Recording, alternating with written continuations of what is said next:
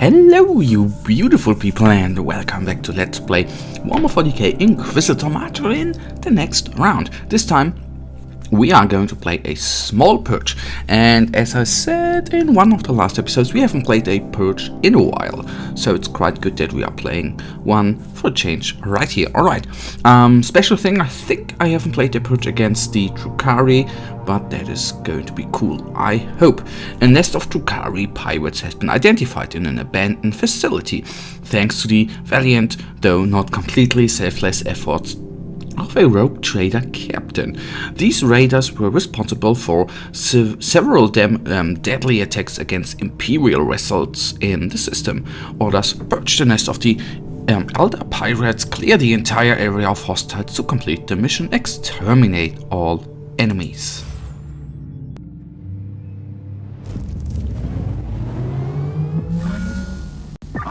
Thousand worlds, 100,000 wars. There is no respite. There is nowhere to hide. Across the galaxy, there is only war. Well, again, a little dark there on his side, but anyhow. Okay, he built up his shield right in the perfect second. What I'm thinking, do the normal Drukhari warriors, Cabal warriors, whatever they are called in the tabletop game, do they have their shield as well? I don't know, because I do not own the codex there, but that would be something I would like to know. So let's see whether we can actually clear out all them enemies. You may remember we have played a couple of missions lower on the power rating, and there are only one grenade, or just one grenade, was enough to take down these squads.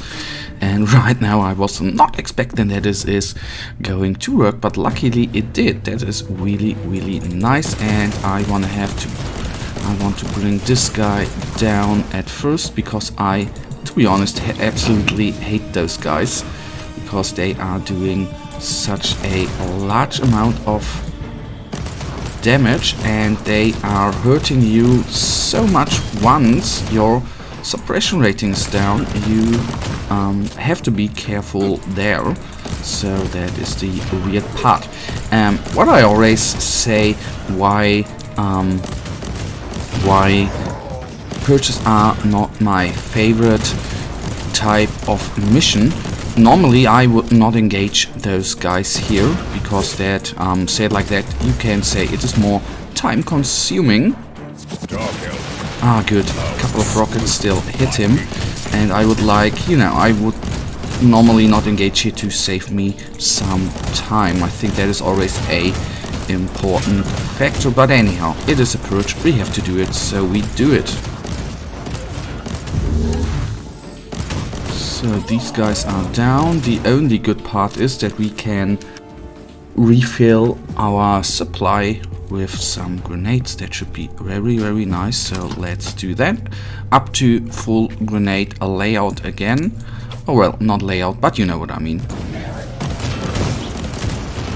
So these guys are down, we are going the right way. Yes, I quickly reload and then take this guy down, because you know it, okay. I wanted to concentrate on the Scourge, but other enemies there, just got to me. So let's see. That is the thing, what you will notice here, that the shield is not going down as fast as the HP, hence to the health or shield regeneration, I guess. Maybe shields are just stronger, I don't know. But I've noticed that for the Black Legion, which was Black Legion, weirdly enough, some Marines of them are employing or deploying or using, let's say it like that, using shields as well, which I, from the background, can relatively easily say it's not true, because in the Warhammer background there is no shielding normally for normal Space Marines. I know, oh crap, that I did not want to do. I know there are Rosariuses and everything, reflector shields being used, I think, even by Traitor Legion, at least not the Rosarius, yes, the Rosarius actually too, shouldn't it? So they have shielding, but not the normal guys. Alright, I have to say, the grenades are quite amazing. Coming to think about Games Workshop, how can't you playing this game? Earlier this week, probably you already have seen the pictures and everything, where I was relatively surprised, and I'm thinking about buying it. The Games Workshop has released, or will released in November, a D&D game of Warhammer 40k, so to say. And I'm absolutely amazed. I have to say, still I haven't played D&D before. Always wanted it. I wanted to play it, but never had, you know, never not only found time, but found the right people to do so. So I am hoping to do something on that edge.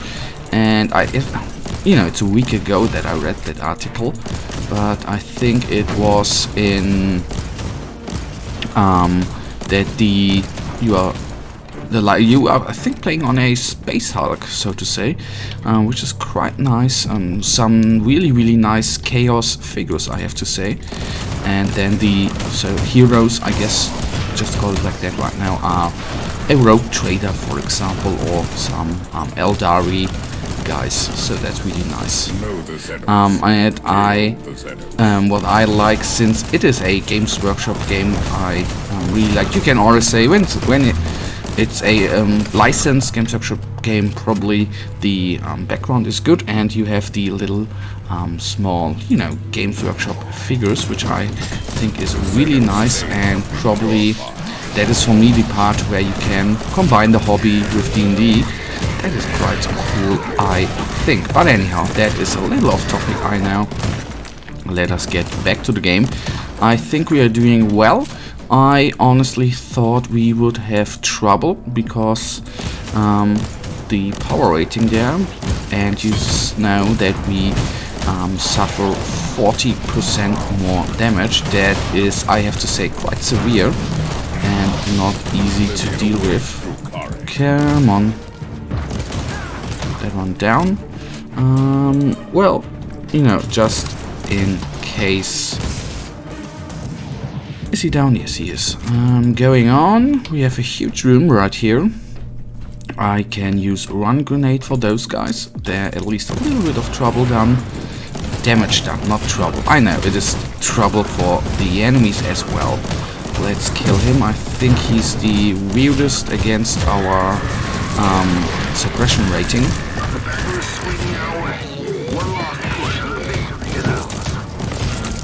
I think the battle was swinging in our way since the beginning. I should have waited with the Cyclone missile launcher last.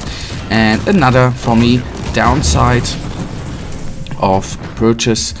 Technically, if everything goes wrong, we could technically die here, because when our suppression rating is down, we could be with the big guy in the back in a world of hurt. I just have to say it like that. Okay, he's hitting us through walls. Amazing. So let's bring down this champion at least, so I can concentrate my fire on Medusas. Whatever, or however you can have to pronounce them. So one remains. And we have another blast available, so hit it please. Well, did 2000 damage, what do I complain about here?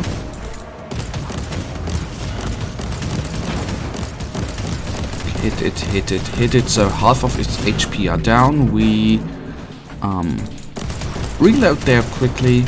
Would be nice to have another launch available, but I do think the regeneration is not fast enough, or focus. But we are nearly having down under 1000 HP, 500, so down he goes. Come on, just shoot. The Emperor protects. Nice, so he's down. Only used 2 inoculators. I had the fear that's going to be dicey. It was not, so that is great. Let's then take down this guy. Where is he hiding? Oh, there, the turret. Alright, didn't see that. The trap water. And good that we... I know, thank you. Good that we ran this route, because then I can open up this chest. Oh, bolt gun. And we will take a look now, the usual thing, at the items we have received. That should be quite nice. I at least hope. I hope that dearly. So let's see what we got. I'm looking forward for the bolt gun and for the main implant there, plus the inoculator, so to say. Okay, let's continue. Open up, open up, open up. I'll go to the second inventory slot there. 143, nope. 156, that is a small upgrade, but I'll dig it. Nope, no upgrade at all. 100 main implant, 103, no upgrade. 308 is no upgrade as well. 300, well, nearly. Bad enough. Alright. Bad enough, not good enough. Guys, that in the end brings us to the end of this episode, and you know the drill. I really thank you for watching. If you guys actually have enjoyed this episode, then please give me a thumbs up and subscribe. If you haven't, then I'll see you in the next episode, where we will, you know, still increase, hopefully, the power rating of our little guy here. For now, have a nice day, stay frosty, bye.